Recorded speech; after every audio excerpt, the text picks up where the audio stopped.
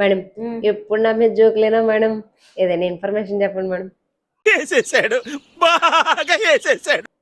సరే ఇది విను. ఎప్పుడైనా గమనించావా, నీ ఫేస్ మొత్తంలో నీ మౌత్ చుట్టూ మాత్రం డార్క్నెస్ ఎక్కువగా ఉంటుంది. దీనికి వేరియస్ రీజన్స్ ఉండొచ్చు.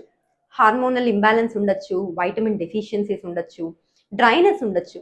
కానీ మనం వాడే టూత్ పేస్ట్ కూడా దీనికి ఒక రీజన్ అని నీకు తెలుసా? కానీ ఎలా? హౌ? దీంట్లో యూజ్ చేసే ingredients like fluoride, SLS, whitening agents, ఏదైనా flavouring agents like mint, menthol వల్ల కూడా మన మౌత్ చుట్టూ సెన్సిటివ్గా ఉండే ఏరియా ఇరిటేట్ అయ్యి డ్రై అయిపోయి డార్క్నెస్ అనేది పెరుగుతుంది. అందుకే మేడం పిల్ల బుడితో దొంగడం బెస్ట్. మళ్ళీ వేసాడు. ఏం కౌంటర్ సార్ ఇవి? ప్రాబ్లమ్కి సొల్యూషన్ వద్దా? చెప్పు, ఏదో ఏదో ఒక్కటి చెప్పు.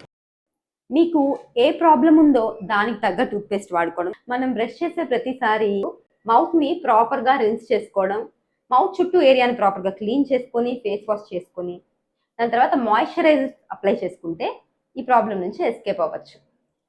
Okay bye.